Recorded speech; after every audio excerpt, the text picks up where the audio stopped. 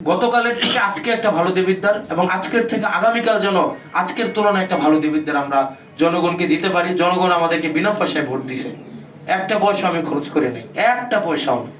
100 টাকায় টেম্পি ইলেকশন করছে, আমি 100 টাকাও খরচ করি নাই।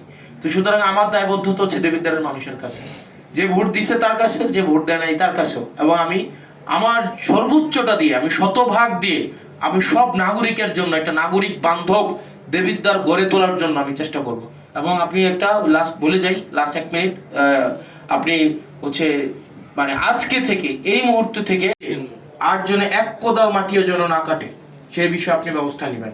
টোটাল 5টা পয়েন্টে মাটি কাটা হয়, এই 5টা পয়েন্টের একটা পয়েন্টে যেন আজকে থেকে, গতকাল সাহস করে নাই, আজকে থেকে যেন 1 কোদাল মাটিও যেন না কাটে এবং না কাটা হয়। কারণ কোনো 1 কোদাল যদি মাটি কাটা হয়, এটার কিন্তু আপনাদের আইনগত দায়িত্ব আপনাদেরকে নিতে হবে। কারণ তাইলে আপনারা কোনো না কোনো জায়গায় প্রশ্রয় দিচ্ছেন বলেই ওনারা মাটি কাটার সুযোগ পাচ্ছে, অথবা আমরা বলবো এটা আপনার সমঝোতার ভিত্তিতে হচ্ছে।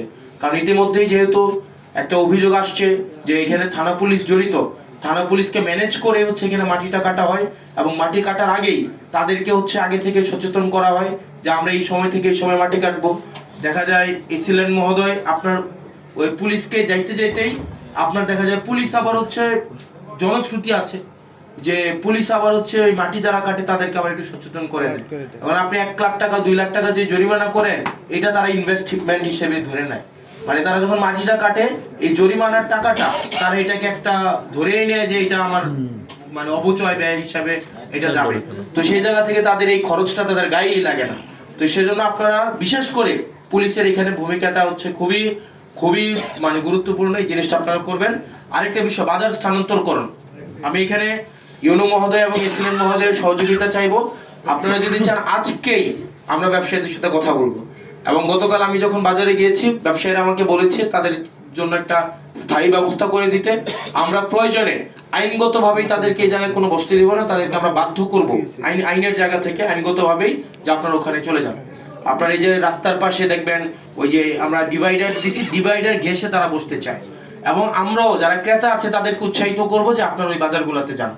আমরা যদি এখানে সবাই দায়িত্ব নেই, আমরা আশা করি 1 সপ্তাহের মধ্যে কিন্তু একটা বাজার উঠানো যাবে। আমরা যদি চাই, আমরা ক্রেতার যদি প্রয়োজনীয়তা থাকে এবং বিক্রেতা যদি উপযোগিতা তৈরি করতে পারে, ক্রেতা অবশ্যই যাবে। সকালে তো আমার আম্মা আব্বারা, আমাদের চাচা চাচিরা বাজার করতে পুরান বাজার যাইতো, পুরান বাজারে ওই যে একদম, এবং বাররা বাজারে